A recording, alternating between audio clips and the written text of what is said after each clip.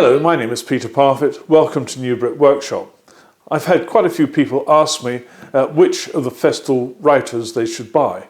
Some say they're buying a router for the first time, others say, well, they've got one, but they're not sure which of the others to get. Now, there are three general purpose woodworking routers that Festool make. The OF 2200, the OF 1400 and the OF 1010. Now, these two I've had for a long time, and the 1010 has been kindly provided by Festool UK, so I can make this video and also one subsequent video which I'll do just about that router.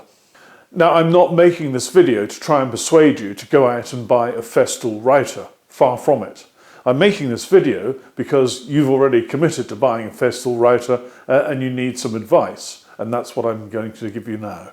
Right, I'm going to quickly run through the physical characteristics of these routers, and I'll start with power consumption, and this is an easy one to remember because the power consumption in watts is within the router's name.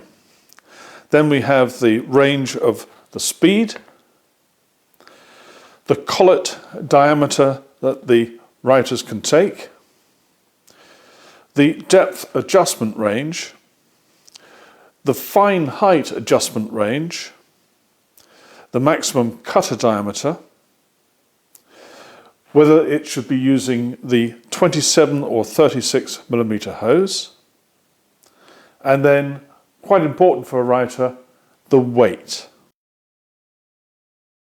Now, the OF 1010 is the smallest of the three routers, and Festool described this as a router that can be used with one hand. I much prefer to use my routers two-handed as it gives me more control. Now, built into the base is a dust extraction port. I really like that. The power connection is here in the handle using the standard Festool plug-it cable, which is provided with the kit.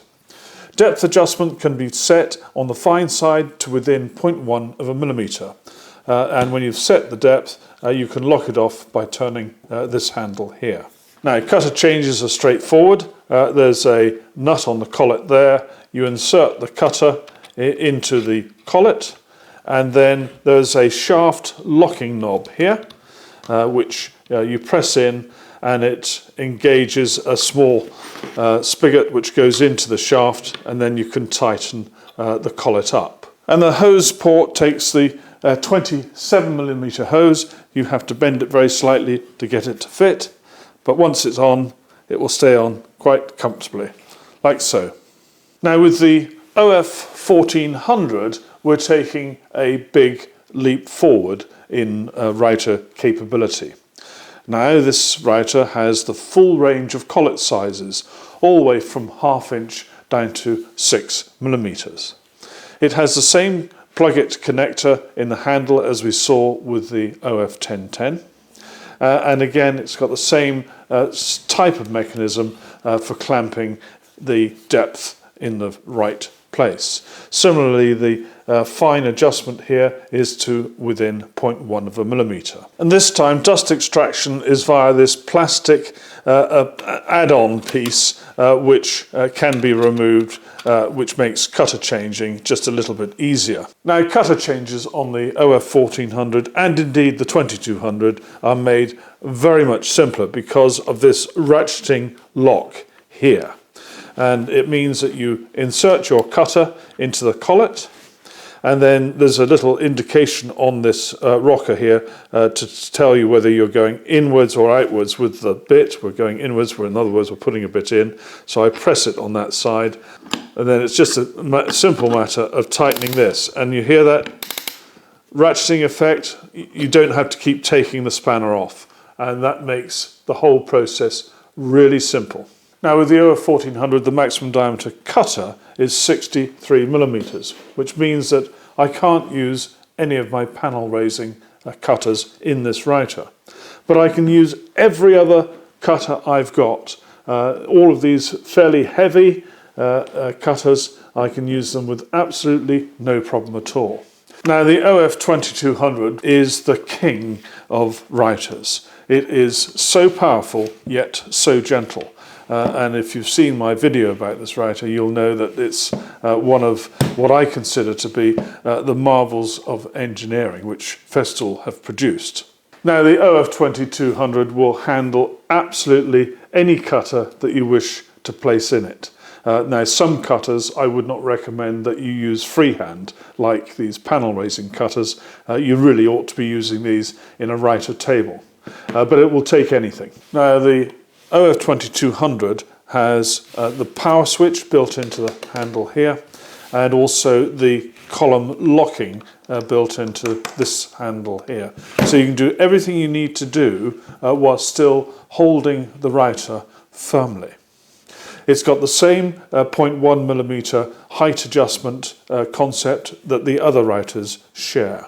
The dust collection is integral to the machine, and really this is where you now need to use the 36mm rather than the 27mm hose connected there. And the dust collection is improved by the addition of this spring-loaded shroud here. Now, all three of these writers share two really important features. First of all, the motors use Festool's MMC technology, which means that they will hold their speed even under load. The second is that Festool have this thing about making sure that dust extraction is really, really good. And all three of these writers are well known in the industry for their superb dust collection capabilities, especially the 2200, which is the one which is generating the most dust. Now, the key differences, apart from the power which you know about already, the OF1010 will only handle 8mm and lower collets, and the collets that go in here are not the same collets that fit in to the OF1400 and the OF2200. The OF1400 and 2200 share the same collets, and you can get a collet for any size of cutter that you wish, from 1/2 inch all the way down to 6mm. And there are some odd sizes which are available if you look carefully at the Festool website. Now, I have run all three of these writers plugged into the socket on the front of my CT26 extractor with no problem at all. It's a frequent question which is asked about this 2200 writer. There's no problem at all. I run it through my CT26 with no problem whatsoever. Let's answer the first simple question. You're only going to buy one writer. Which one of these three should it be? To an extent, it does depend on what you intend to do. But if you want a general purpose writer that will stand you in good stead, even if your woodworking habits change, then I would recommend you go for the OF1400. It can take any of the cutters that you see in front of me now, with the exception of these two large panel raising cutters. You can mount it in a writer table, and you can use it for some quite delicate work. If you want to buy one writer and your likely use is for applications where you might be just doing a little bit of trim on the side of a piece of wood or whatever, then maybe you should be looking at the OF1010. It's got a really super range of cutters, but it will only take 8mm and less shaft size. But you can see the sort of cutters that are available with the range that I've put in front of you now. Now, if you're setting yourself up in business as a kitchen fitter, and at the moment you can only afford to buy one writer, then it's got to be one of these two. For most kitchen fitting applications, the OF1400 will do a perfectly good job. But if you're doing a lot of work, particularly with worktops like this, which need to be trimmed and templated into shape, then you really ought to consider the OF2200. I would doubt whether the OF2200 would be the first and one and only writer for anyone. I think this is a specialist writer which actually should be there to do the heavy lifting work as part of a group of other writers. And this was my first Festool writer. At the time I owned 5 or 6 other writers, but I had a big kitchen installation job to do, and I needed something with the power that this machine has. So if I had to sum up each of these, I would do it in this way. Jack of all trades, OF1400. Fancy work, light work, general, go-to writer, the OF 1010. For heavy lift work, go for the OF 2200. Now, if you're looking for two writers, it really does depend on what sort of heavy work you're going to do. If the heaviest work you do can easily be managed by the 1400, then get this one and the 1010. If you're into the serious heavy work, like a kitchen fitter and a shop fitter, then you certainly need the 2200, and then it's a decision you would have to make whether you can settle with the limitations of the 1010 with its 8mm collet size and lower, or whether you want a more general purpose writer like the OF 1400. In fact, if I were a shop fitter, I would probably make sure I had at least one of each of these three. Now, in all of my videos where you see me making drawers using the Leigh Dovetail jig, I've been using this OF 1400 writer. But having now had the OF 1010 here for a few days and handled it, I would have absolutely no hesitation in saying that the dream team for dovetailing would be the OF 1010 with the Leigh Dovetail jig. Absolutely superb. Now, if you want to put a writer on a writer table, then my choice would be the OF 2200, and indeed that is exactly what I use within my Festool CMS unit, and it does an absolutely super job there. But you can use the OF 1400, which does a pretty good job too, although you do have some compromises to make when you then try and use panel raising cutters with this. Now, although the OF 1010 will fit into the writer table, and if you can only afford one writer and therefore it's got to spend some of its time in the writer table and sometimes out, then fine, go for the OF 1010.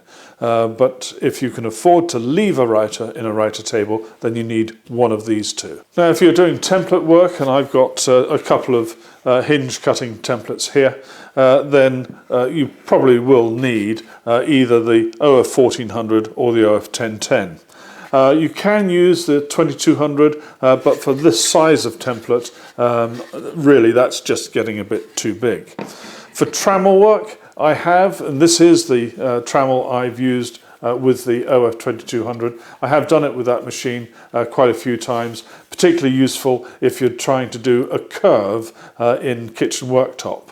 But for general purpose trammel work, I would turn to the OF 1400 or perhaps even the OF 1010. And I've got a trammel I made up which can be adjusted for whatever task, and it will fit either of these two writers. Well, let me just try and sum this up now. First of all, things that I really like about these writers. All three of them have got very good dust collection. The OF 2200 is the best of the lot. I particularly like that the OF 2200 and the OF 1010 has it actually built in to the chassis of the machine, whereas with the OF 1400 you've got this add-on piece of plastic, but it still works fine. I really like the ease of tool changing with these two writers, and that's particularly important when you mount either one of these in a writer table. Having that ratchet mechanism is so much simpler than the old-fashioned type of bit change which you've got on the OF 1010. The constant speed under different loads of all three machines is superb, and it's something which frankly every writer should have, because it does improve the performance of the cut when you're doing production work and when you're doing something fancy. Well, I hope this comparison of these three writers will give you some food for thought when you're making your mind up which one you might want to buy. I will be doing a product tour video of the OF 1010 in due course. Thank you very much for watching. Take care. Bye-bye.